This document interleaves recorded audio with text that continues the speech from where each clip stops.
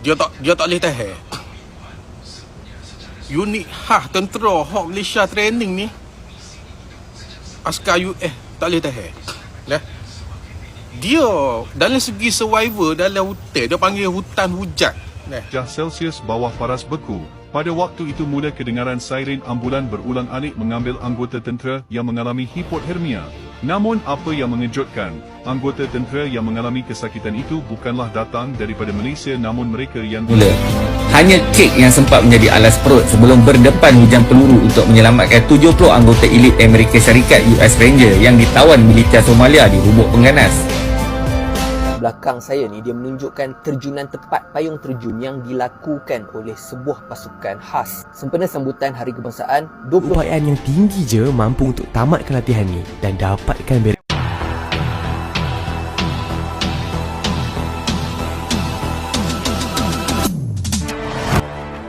Kenapakah satu pasukan kecil dari Asia Tenggara yang jarang muncul di media antarabangsa boleh buat tentera kuasa besar dunia diam dan hormat? Kenapa setiap kali latihan bersama, anggota luar hanya mampu berkata satu ayat, mereka lain macam? Hari ini kita bongkar, kenapa gerak khas Malaysia GGK bukan sekadar komando biasa, tetapi antara pasukan paling ditakuti dalam senyap. GJK bukan dilahirkan dari latihan ringan. Mereka ditempa dalam hutan, lumpur, lapar dan sunyi. Berhari-hari tanpa tidur.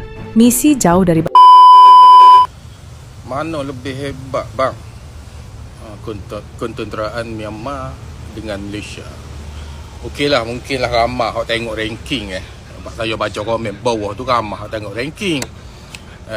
Dan kebanyakan orang tengok ranking. Kalau kira kata dalam Asia ni 1 sampai 5 kita boleh kira lah.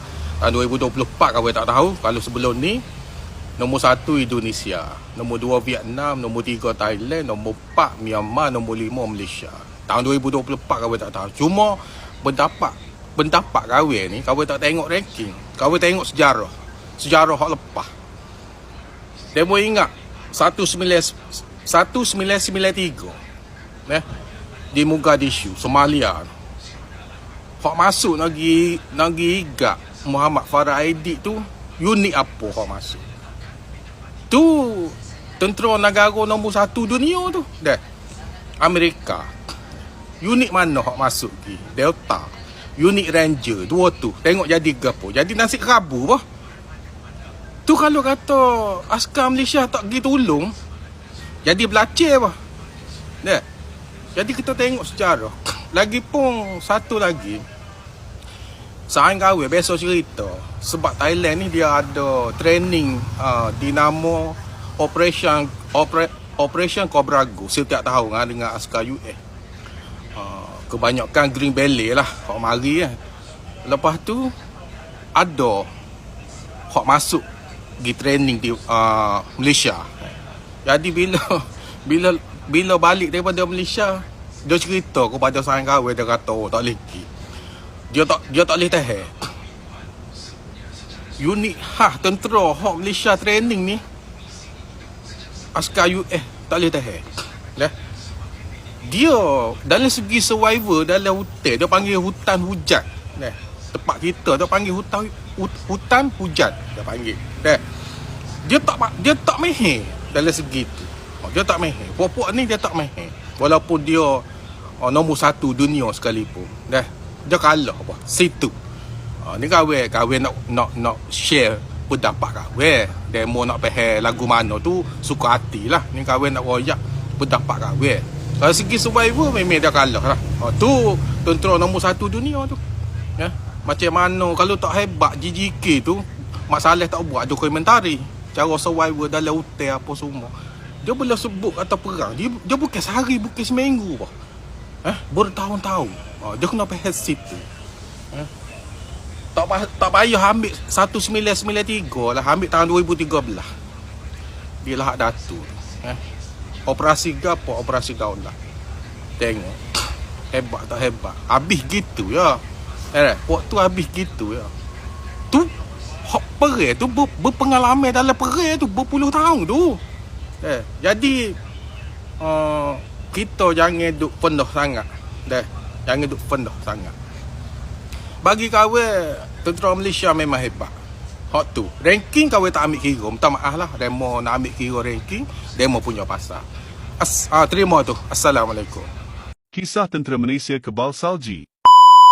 Kisah ini berlaku pada tahun 1995 apabila pada waktu itu kerajaan Malaysia telah menghantar seramai 100 anggota tentera daripada Batalion ke-4 Regimen Askar Melayu Diraja untuk menjalani latihan ketenteraan di New Zealand. Latihan yang dinamakan Exercise Suman Warrior telah membabitkan anggota tentera dari 5 buah negara iaitu Singapura, United Kingdom, Malaysia, Australia dan New Zealand. Latihan yang diadakan di kaki Gunung Gua Pehu ini bertujuan menguji kekuatan fizikal dan mental ketenteraan kelima-lima negara selain mereka turut diuji untuk melakukan latihan tempur dengan keadaan iklim serta geografi di kawasan pergunungan bersalji.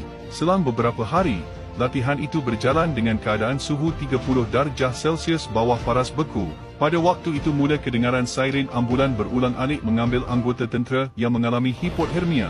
Namun apa yang mengejutkan, anggota tentera yang mengalami kesakitan itu bukanlah datang daripada Malaysia namun mereka yang dilaporkan mengalami hipothermia adalah seramai 20 anggota tentera New Zealand, 15 anggota tentera United Kingdom, 30 anggota tentera dari Australia dan 60 anggota tentera dari Singapura. Dan hanya seorang sahaja anggota tentera dari Malaysia yang dikejarkan ke hospital yang mana kakinya terseriuh semasa sedang beriadah.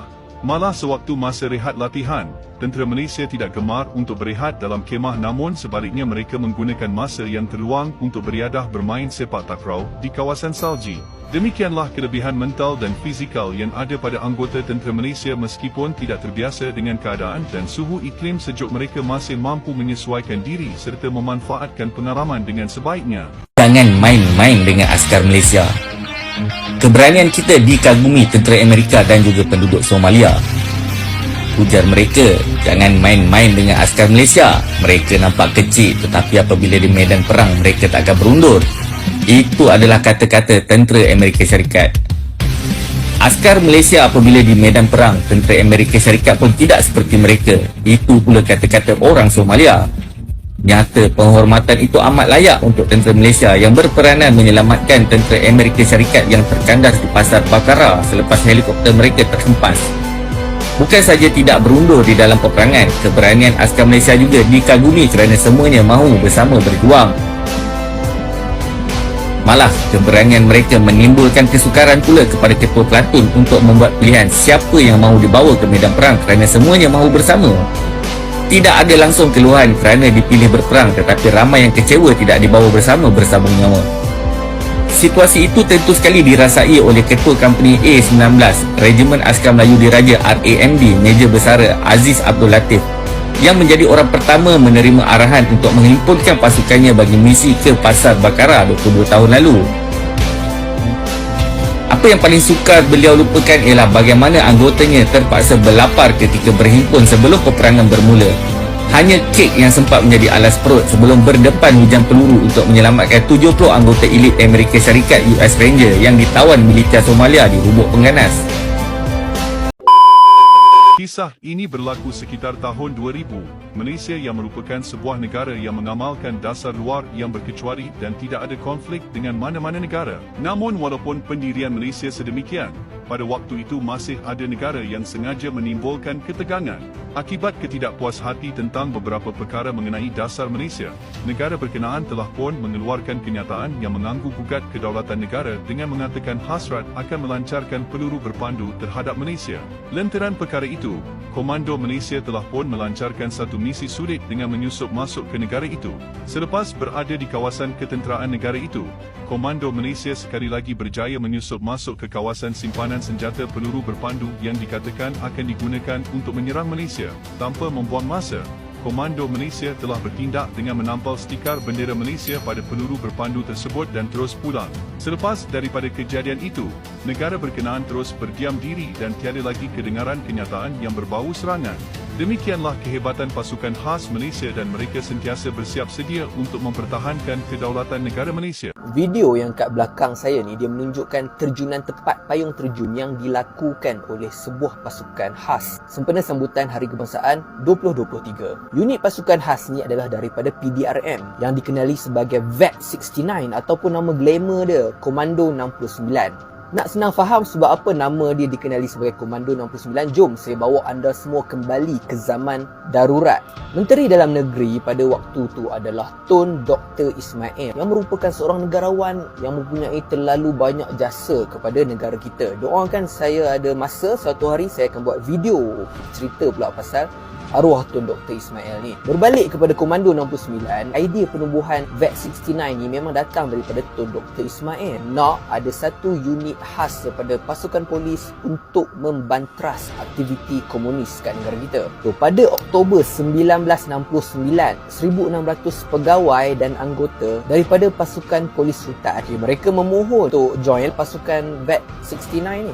Yang lulus basic commando training test hanyalah 60 orang saja. Satu pasukan Special Air Service SAS daripada British dihantar ke Fort Kemar yang terletak di negeri Perak. Akhirnya hanya 30 orang sahaja pegawai dan anggota yang lulus untuk membentuk nukleus pertama pasukan polis hutan 69, dan pasukan ini seterusnya menjadi mimpi ngeri buat gerila Malayan National Liberation Army sewaktu Second Malayan Emergency.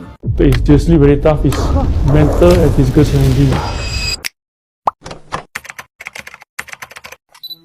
Good afternoon, everyone. I am Lieutenant Yun from Camp Istana Mersing, 22 Commando Regiment. This year, I'm 26 years old. I have this interest since I was young, since I was 15 years old. Serving for my country and becoming a soldier is an honor and it's a pride. I feel like if I have not done this in my life, I would have regretted it, and that is why that pushed me to join the military.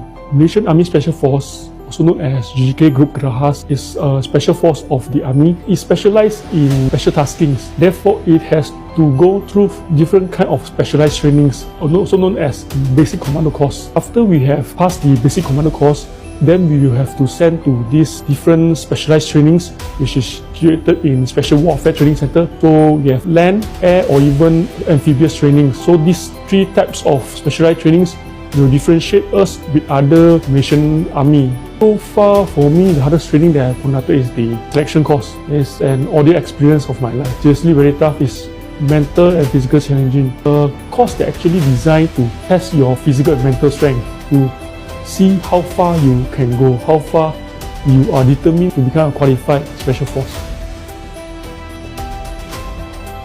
At first, when I told them that I want to join the army, they will say it's totally nonsense. For them, it's better for you to work outside, get a better salary rather than joining the military, because joining the military means you have to go through a lot of challenges in your life. They didn't show the support at first, but slowly I show my determinations.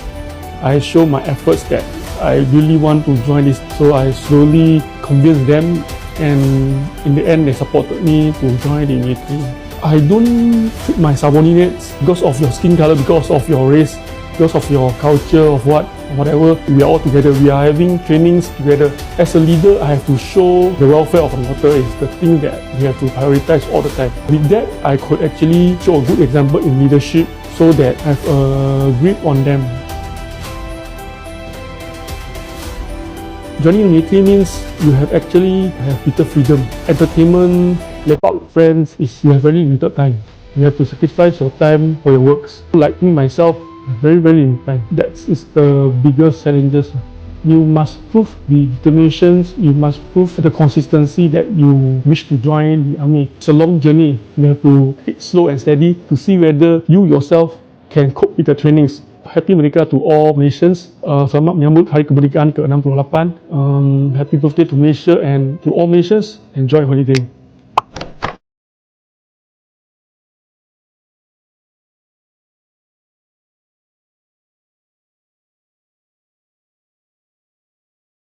Korang tahu tak, bukan senang nak jadi komando ni. Mengikut pusat latihan Grup Gerak Khas di Kamp Sungai Udang, Melaka, mana-mana anggota tentera yang nak sarung beri hijau kena lalui latihan lasak yang mencabar ketahanan mental dan fizikal diorang selama 12 minggu. Latihan tersebut merangkumi beberapa peringkat, contohnya kamp, hutan, paya dan laut. Tapi kena ingat, setiap kali pengambilan anggota komando ni, bukan semua peserta akan berjaya tau. Lebih separuh daripada diorang berpotensi untuk gagal habiskan latihan dan jadi anggota tentera biasa semula. Setiap tentera akan diuji dengan macam-macam bentuk latihan. Antaranya jalan lasak sejauh 160 km, dayung buat tempuh sejauh 120 km, cabaran hidup di dalam paya dan juga latihan perairan. Siapa yang ada keupayaan yang tinggi je mampu untuk tamatkan latihan ni dan dapatkan beret hijau. Baru-baru ni, 12 pegawai dan 80 anggota Tentera Darat Malaysia TDM telah menyertai grup gerak khas GGK dan seramai 9 pegawai serta 60 anggota tentera je yang berjaya tamatkan kursus asas komando.